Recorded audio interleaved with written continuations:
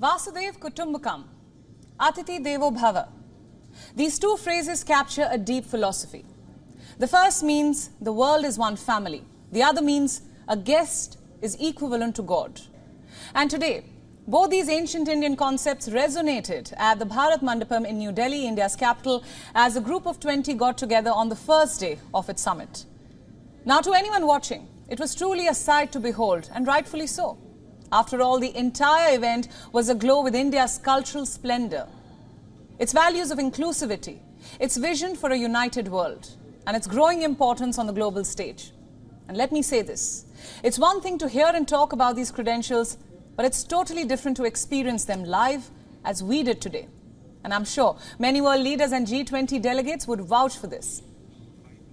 Well, absolutely. In fact, just have a look at how the day unfolded. The African Union was admitted as a permanent member of the bloc, a move that will not only enhance the G20's inclusivity, but also align it with the aspirations of the Global South, the so-called Global South. And we also witnessed the launch of the Global Biofuel Alliance, an alliance essentially aimed at promoting the use of sustainable biofuels. And the Prime Minister also launched the India-Middle East-Europe Economic Corridor, a body aimed at strengthening trade and transport between the three regions. And besides this, there was also a proposal to launch the G20 satellite mission for environment and climate observation, a proposal to make the G20 work on the Green Credit Initiative. And above everything else, there was also a joint communique, or what's being called the Delhi Declaration. A major breakthrough, by the way, for New Delhi, as no one expected it to come through. Precisely, Molly. In December 2022, when India took over the G20 presidency, when Prime Minister Modi received the baton from Indonesia, there were signs that New Delhi will catalyze a shift within the G20, that it will push for the mainstreaming of marginalized aspirations, especially those of developing countries in Asia and Africa. Well, the naysayers had their doubts if this would ever happen, if the African Union would be included in the bloc, if the group would ever issue a joint declaration. But accomplishing things at a large scale is clearly a quality that India has honed over time. And as Prime Minister Modi said back in December last year, India's G20 presidency would be decisive and action-oriented. And after today, we can say without a doubt that it's just that. So in the next 15 minutes, we together will take you through all that New Delhi managed to achieve today, the big outcomes, the big announcements, the big highlights, the joint statements, and the bilateral deals. Over to you, Molly. Well, a lot to pack in. Thanks, Priyanka. Well, the day, of course, started at around 9:15 a.m. Indian Standard Time, as the guests started to arrive at the Bharat Mandapam, and each of them walked on the red carpet, a wall displaying 32 essential yoga asanas. They were curated from a late 17th century text, one of the most encyclopedic texts as far as yoga is concerned. It adorned the entire arrival area. And as the Indian Prime Minister personally welcomed each and every one of those leaders in front of a wall depicting the Konark Wheel of Odisha in the background. Right, Molly. In fact, you were there to witness it all. The entire venue in itself is quite intriguing. The International Exhibition cum Convention Centre, aka Bharat Mandapam. This is by far India's largest hub for meetings, incentives, conferences and exhibition. It's sort of an architectural marvel spanning a 123-acre area and was developed at a cost of about 2,700 crore rupees. It is equipped with multiple meeting rooms and has a seating capacity of 3,000 individuals. And today was the first time that it was entirely packed. And what happened inside it? Well, let me directly take you to the biggest outcome now, the Delhi Declaration. Yes, after days of speculation and skepticism, the G20 finally reached a consensus and adopted the New Delhi G20 Leaders Summit Declaration. This development was welcomed by several leaders and officials. Some called it historic. Others called it a big step towards human-centric globalization. But why should it matter? What's in this declaration? Well, it broadly focuses on 5 key areas. 1. Strong, sustainable, balanced and inclusive growth. 2. Accelerating progress on sustainable development goals. 3. A green development pact for sustainable future. 4. Establishing multilateral institutions for the 21st century. And 5. Reinvigorating multilateralism. Listen in to the Prime Minister himself. अभी अभी एक खुशखबरी मिली है। हमारी teams के hard work से और आप सभी के सहयोग से नई Delhi G20 leaders summit declaration पर सहमति बनी है।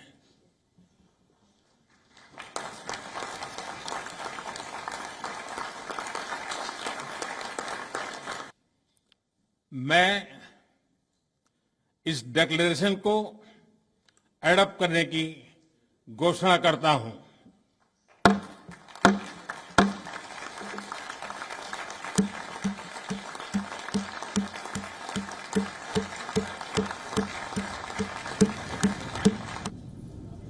What a moment that was. And besides the 5 key focus areas, the declaration also delving deep into a lot of global issues like the Ukraine war. And what it talks about the war is not really what one would expect. You see the declaration stance on Russia and the war reflecting a major climb down by the Western countries. Unlike last year's declaration, it makes no direct reference to Russia's actions. The tone is more conciliatory. Let me just quote the most important excerpt for you. We call on all states to uphold the principles of international law, including territorial integrity and sovereignty, international humanitarian law, and the multilateral system that safeguards peace and stability. The peaceful resolution of conflicts and efforts to address crises, as well as diplomacy and dialogue, are critical. Today's era must not be of war. Absolutely, Molly. This is something the Indian Prime Minister has reiterated multiple times. And if we're speaking of war, how can we not talk about China? The declaration makes no direct mention of China, but there are subtle hints towards Chinese actions in the Indo-Pacific and the Indian border, especially if you look at the point number 13 of the declaration. Let me read out what it exactly says. We call on all states to uphold the principles of international law, including territorial integrity and sovereignty, international humanitarian law, and the multilateral system that safeguards peace and stability. The peaceful resolution of conflicts and efforts to address crises, as well as diplomacy and dialogue, are critical. We will unite in our endeavour to uphold all the purposes and principles of the UN Charter for the promotion of peaceful, friendly and good neighbourly relations among nations in the spirit of one earth, one family, one future. Now, for our viewers, I want to stress on some words that stayed with me. Territorial integrity and sovereignty, peaceful resolution of conflicts and promotion of good neighbourly relations. These are all things China simply does not believe in. Clearly, the declaration has indirectly called its actions out. And to discuss this and more, I'm joined by Voice of America correspondent Jessica Stone. Jessica, let's just talk about the key highlights one by one. The big rail project, of course, being a key takeaway announced by Prime Minister Modi and President Biden. Why is this game-changing? If you can just break this down for our viewers. Well, it's not only a rail project, but a ports project as well that would link the Middle East to India through and also link Europe to India through the Middle East. So this is very ambitious. We don't even actually know how much it's going to cost, how it's going to be achieved, when it could possibly be done.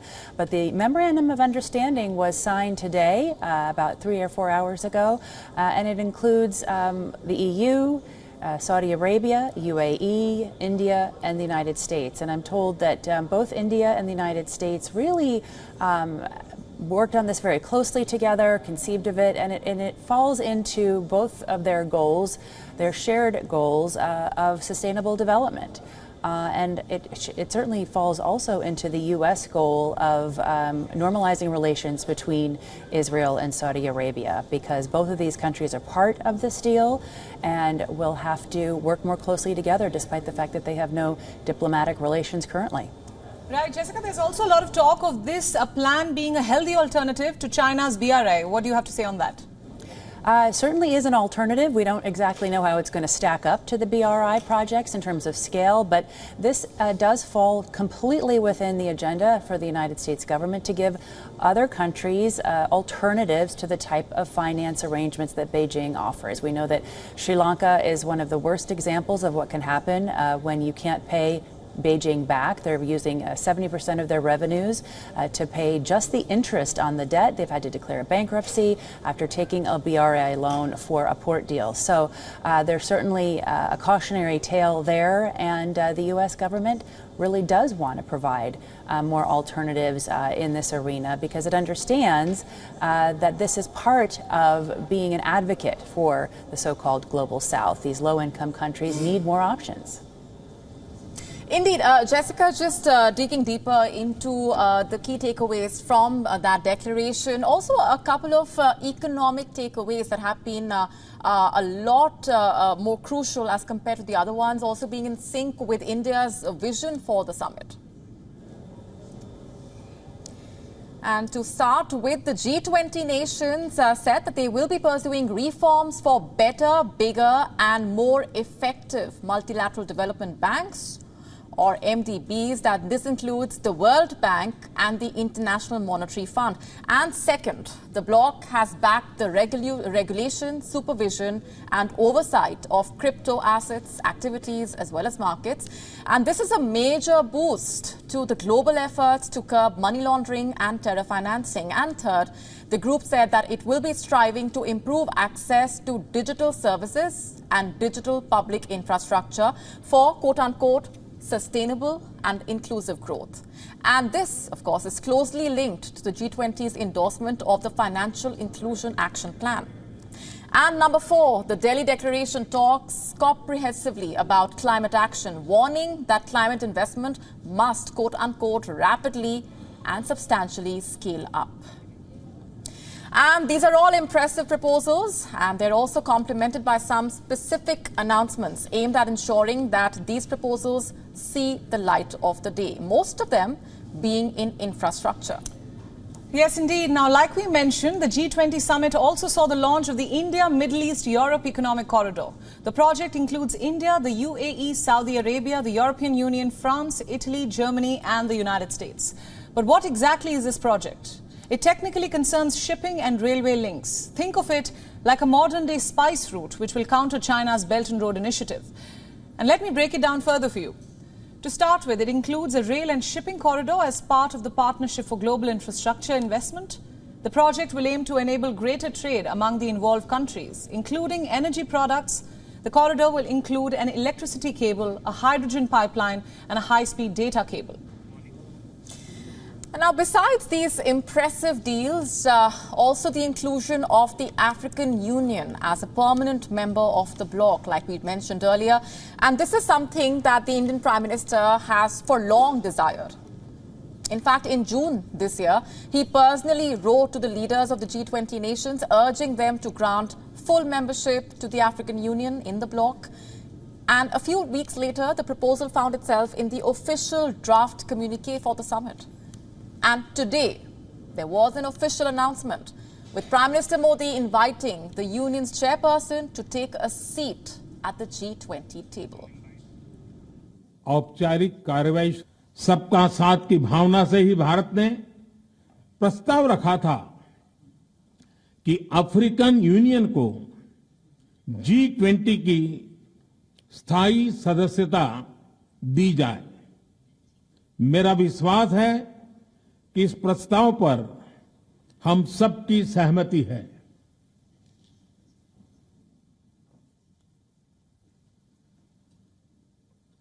आप सबकी सहमति से